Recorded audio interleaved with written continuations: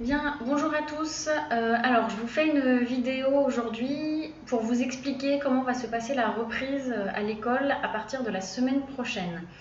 Je vous fais une vidéo parce que je trouve que c'est plus simple pour vous expliquer exactement comment ça va se passer plutôt que de vous envoyer un mail qui va faire 3 pages.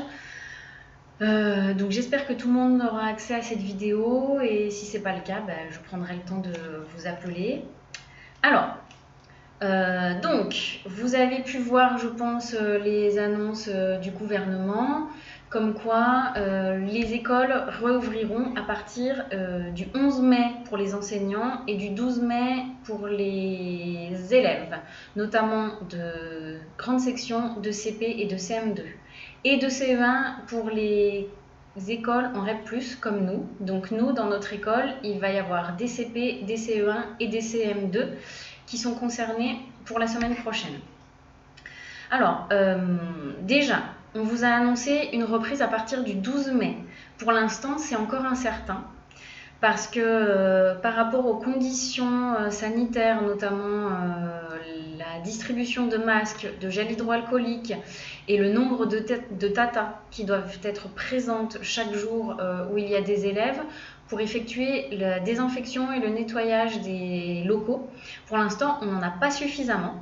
Donc on attend les directives de la mairie, on attend de voir s'il y aura suffisamment de tatas pour prendre en charge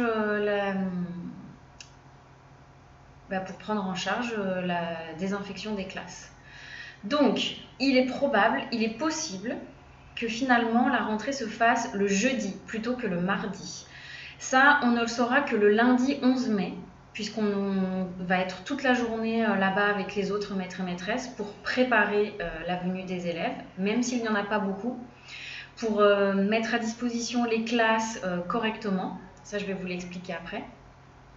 Et pour vérifier que toutes les conditions sont remplies. Du coup, les parents qui ont décidé de remettre leurs enfants en classe, attendez le lundi 11 mai, je vous enverrai un texto ou je vous appellerai en fonction pour vous dire si ce sera à partir du mardi 12 mai ou à partir du jeudi 14. D'accord ? Ensuite, nous, on a décidé dans l'école d'ouvrir tous les matins plutôt que toute la journée. Ça veut dire que pour l'instant, pour le mois de mai, tout ce que je vous dis, c'est pour le mois de mai, parce que comme vous l'avez entendu dans les directives d'Édouard Philippe, à partir de début juin, le déconfinement va encore être modifié. Donc là, c'est pour le mois de mai. L'école sera ouverte le lundi matin, le mardi matin, le jeudi matin et le vendredi matin pour accueillir les enfants. D'accord ? Alors, déjà, les conditions qui vont être données à l'école, ce ne sera pas du tout les mêmes que l'école que vous avez connue avant. Alors, malheureusement, mais on n'a pas le choix, on suit les protocoles sanitaires qui nous ont été donnés. Donc déjà, les élèves vont arriver de manière échelonnée. Vous ne pourrez pas arriver tous en même temps, puisque en fait, la vraie question, c'est que personne ne doit s'approcher à moins de 1 mètre, que ce soit entre les adultes ou que ce soit entre les enfants.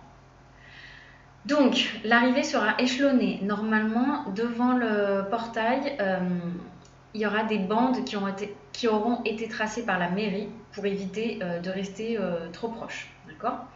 Les parents n'auront pas le droit de rentrer. Interdiction des parents de rentrer. Les élèves rentrent tout seuls.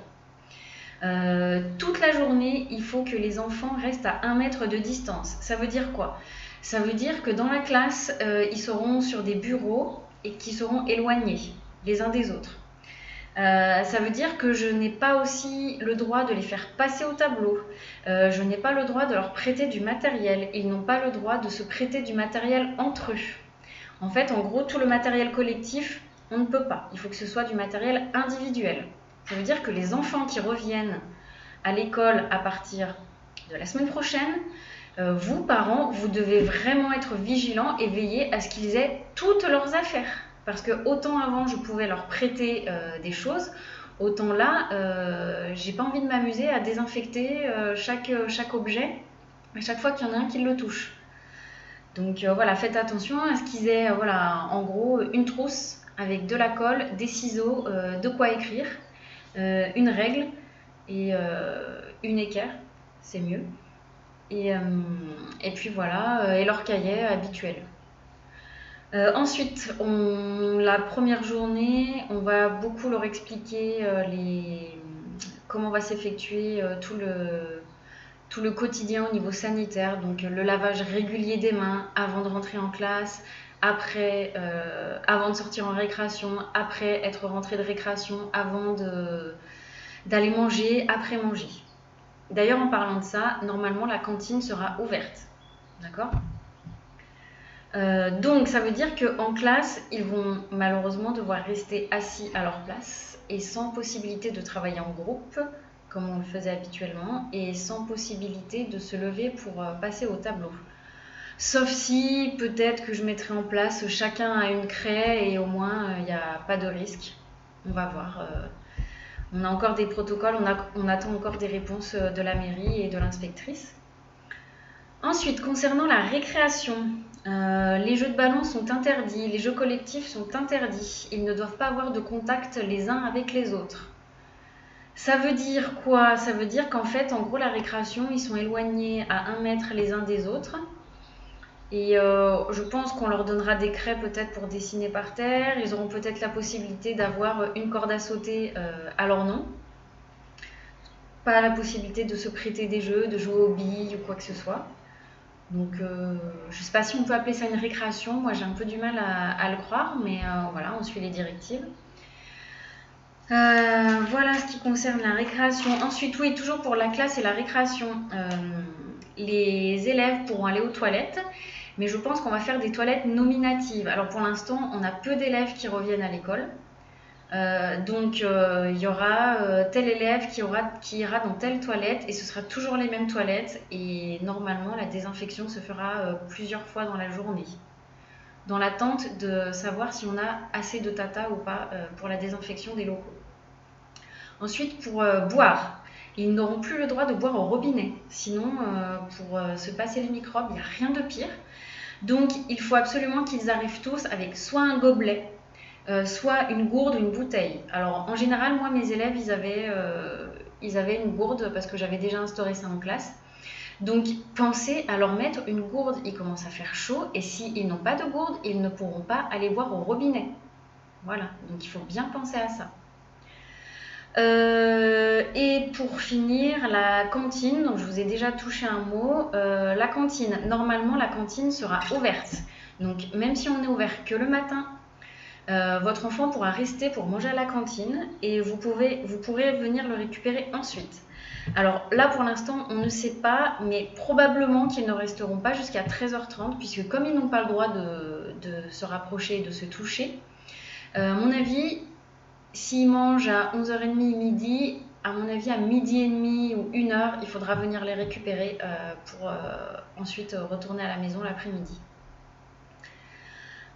Voilà pour ce qui est des conditions de reprise. On est bien d'accord que c'est pas du tout les conditions qui sont favorables à de bons apprentissages. On va faire du mieux qu'on peut avec les conditions qu'on nous donne. Voilà, je peux pas vous donner mon avis, mais le retour à l'école, ça va pas être rigolo pour eux. Ça va pas être je retrouve mes copains et je peux m'amuser avec eux, puisque on va passer notre temps à faire attention à ce qu'ils s'approchent pas, à ce qu'ils se touchent pas. Après, est-ce que c'est vraiment des bonnes conditions pour des enfants de cet âge? Voilà, chacun se fait son propre avis. Et surtout, ce qu'il faut bien noter, c'est que en fait, les parents qui décident de remettre leurs enfants à l'école, vous devez les inscrire pour la semaine qui suit. Ça veut dire quoi? Ça veut dire que là, la semaine dernière, je vous ai envoyé un message pour savoir si vous comptiez remettre votre enfant en classe pour la semaine du 12 mai. Donc ceux qui ont répondu oui, les enfants sont inscrits pour la semaine du 12 mai.